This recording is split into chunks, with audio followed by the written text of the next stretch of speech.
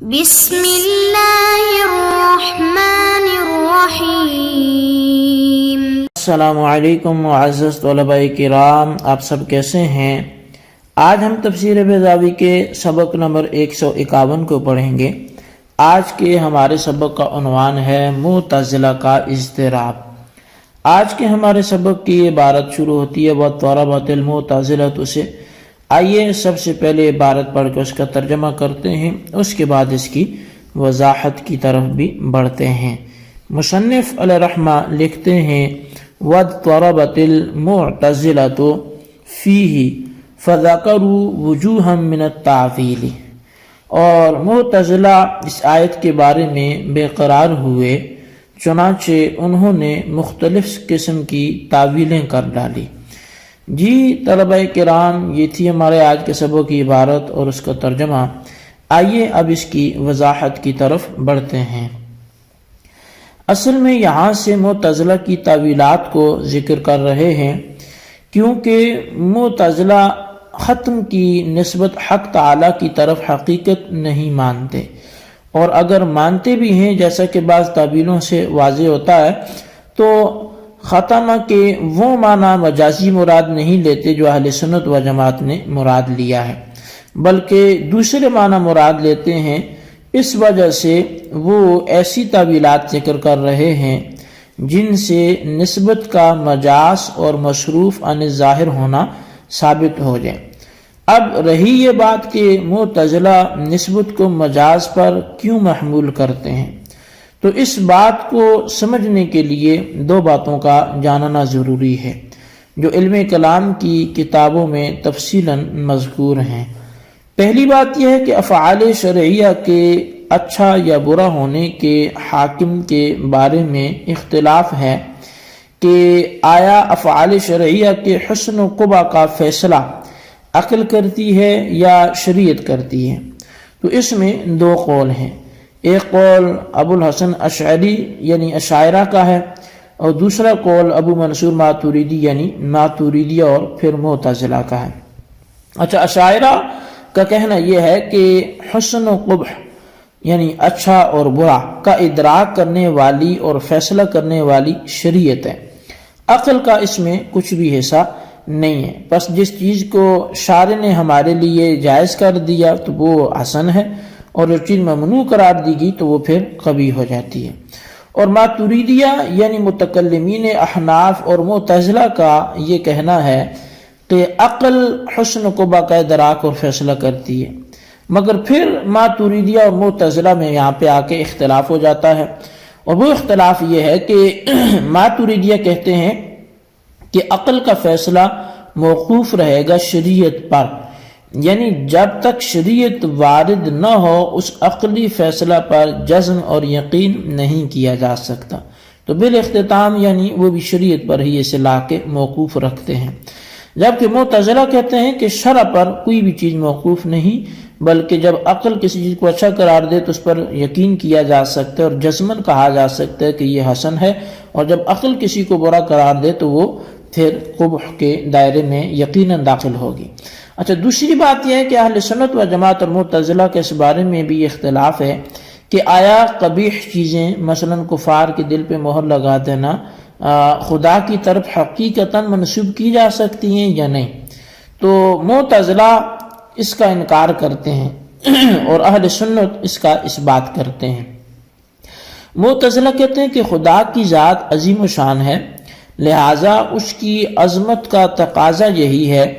کہ اس کی طرف قبیح کی نسبت نہ کی جائے۔ اسی وجہ سے انہوں نے خیر و شر میں تقسیم کر دی اور کہا کہ خالق خیر تو خدا ہے، یعنی بھلائی کو اچھائی کو پیدا کرنے والا وہ تو خدا ہے، لیکن خالق کی شر یہ بندہ ہے۔ اس لیے سرکار نے معتزلہ کے بارے میں فرمایا تھا کہ القدریۃ مجوس ھذہ الامت، یعنی معتزلہ اس امت کے مجوسی ہیں، یعنی جس طرح مجوسی خیر و شر میں تقسیم کرتے ہیں اور جزدان کو خالق کے خیر اور رحمان کو خالق کے شر مانتے ہیں، اسی طرح معتزلہ نے خیر و شر میں تقسیم کر دیا اور بندوں کو افعال شر کا خالق بنا دیا اور اللہ کو افعال خیر کا خالق بنا دیا۔ اور اہل سنت و جماعت کہتے ہیں کہ قبائح کی نسبت اللہ کی طرف کرنے میں کوئی حرج نہیں ہے، اور اس کی دلیل یہ ہے کہ خدا کی طرف جس فعل کی بھی نسبت ہوگی خالق ہونے کے اعتبار سے ہوگی، کہ وہ اس فعل خیر کا بھی خالق ہے، شر کا بھی خالق ہے۔ بس اگر کبھی کی نسبت خدا کی طرف ہوگی تو اس نسبت سے خدا کا خالق کی کبھی ہونا ثابت ہوگا، اور خلقی کبھی برا نہیں ہے، یعنی برے کو پیدا کرنا یہ برا نہیں ہے، البتہ کسبی قبیح کبھی ہوتا ہے، برے کا اپنا لینا، برے کو اختیار کر لینا، اس کا کسب کر لینا، یہ برا ہے۔ اس لیے کہ کسی قبیح شے کو موجود کرنے اور پیدا کرنے سے یہ لازم نہیں آتا کہ اس قبیح مخلوق کا قبح اس کے خالق اور موجد کے اندر پہنچ جائے اور اثر کرے۔ آپ دیکھتے ہیں کہ ایک مصور اگر ایک حبشی کی صورت کا نقشہ بنا دے تو کیا اس سے یہ لازم آئے گا کہ اس صورت کا قبح اس کے مصور میں پہنچ گیا، اور کیا اس کو کوئی کبھی کہہ سکتا ہے؟ بلکہ معاملہ تو یہ ہے کہ جتنے زیادہ اوصاف کو ملحوظ رکھتے ہوئے صورت کشی کی جاتی ہے اتنا ہی زیادہ مصور کو ماہر سمجھا جاتا ہے، ہاں اس نے کسی بدصورت کی صورت کشی کی ہو یا اس نے کوئی اچھی صورت بنائی ہو۔ تو وہ ایک بڑا مشہور واقعہ بھی ہے کہ چین کے بادشاہوں کو مصورین سے بڑی دلچسپی تھی کسی دور میں، چنانچہ ایک شہرہ آفاق و بے نظیر مصور دربار سلطنت میں پیش کیا گیا۔ ایک کاغذ جو جیسی کوئی چیز پر ایک تصویر اس کو بنانے کو کہا گیا، اور اس نے تصویر بنائی جس میں دکھایا گیا کہ چڑیاں گیہوں کے درخت پر بیٹھی ہوئی ہیں، اور ایسی صفائی کے ساتھ بنایا کہ دور سے دیکھنے والا حقیقی چڑیا کے اس مخصوص وجود اور تصویر میں فرق نہیں کر سکتا تھا۔ اب بادشاہ اور اراکین سلطنت تصویر کو دیکھ کر نحو حیرت ہو گئے اور خوش ہو کر اس مصور کی مہارت فن کی داد دینے لگے، اور پھر مصور کا جو روزینہ مقرر کر کے اس تصویر کو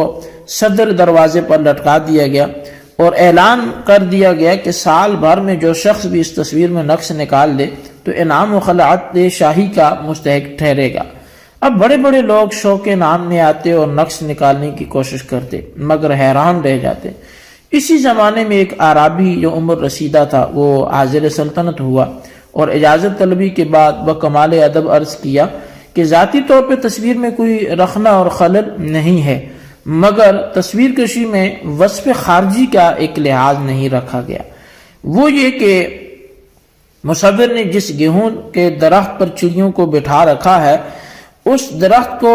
مستقیم القامہ اور سیدھا بنایا ہے، حالانکہ گیہوں کے درخت پر جب چڑیاں بیٹھتی ہیں تو وہ جھک جاتا ہے۔ دیہاتی کے اس تبصرے اور تنقید کو سبھی لوگوں نے بے چون و چراں قبول کیا اور اس کو انعام و خلعت سے نوازا گیا۔ اب اس واقعے سے معلوم ہوا کہ تصویر کشی میں جتنے ہی زیادہ اوصاف کا لحاظ رکھا جائے گا اتنا ہی مصور کے کمال فن کا ثبوت ہوگا، اور ان اوصاف کا خواہ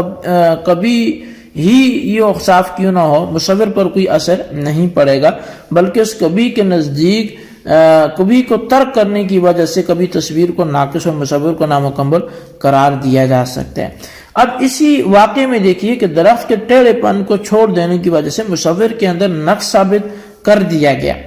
اگر مصور اس ٹیڑھے پن کا لحاظ رکھتا تو اس کی وجہ سے مصور کے اندر کوئی نقص نہ آتا، بس جس طرح کبھی تصویر اثر انداز نہیں ہے مصور کے اندر تو اسی طرح کبھی مخلوق اثر انداز نہیں ہوگی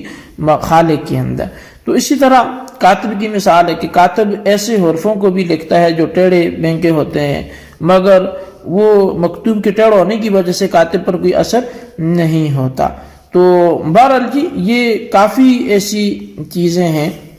جو اس باب میں کی جا سکتی ہیں، لیکن آپ اتنا ہی سمجھنے کے بعد آپ یہ سمجھیے کہ معتزلہ ختم و تغشیہ کی نسبت کو مجاز کیوں قرار دیتے ہیں، یا وہ معنی مجازی کیوں مراد نہیں لیتے جو اہل سنت و جماعت نے لیے ہیں۔ تو وجہ یہ ہے کہ ختم کے اگر وہ معنی مجازی مرادوں جو اہل سنت نے لیے ہیں تو خدا کی طرف کبھی کی نسبت لازم آئے گی، اس لیے کہ وہ حیت جو ایمان سے مانے ہے کبھی ہے، کیونکہ قبح معتزلہ کے نزدیک عقلی ہے، اور عقل فیصلہ کرتی ہے کہ حیت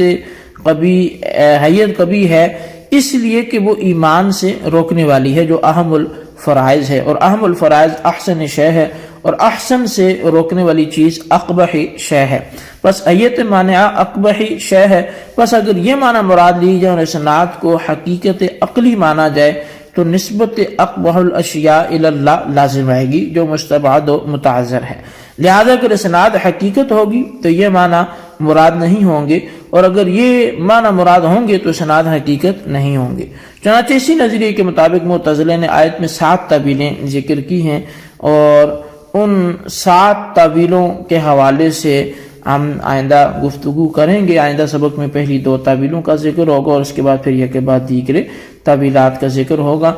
آج کے لیے صرف ایک یہ تعارفی گفتگو تھی آئندہ تعبیرات کے حوالے سے. آپ نے اس کو ذہن نشین رکھنا ہے اور اس کے خلاصے کو اپنے رجسٹر پر لکھنا ہے. اللہ تبارک و تعالیٰ سے دعا ہے جو کچھ ہم نے پڑھا سنا اسے یاد رکھنے سمجھنے کی توفیق نصیب فرمائے. آمین بجاہ نبی الامین صلی اللہ علیہ وسلم.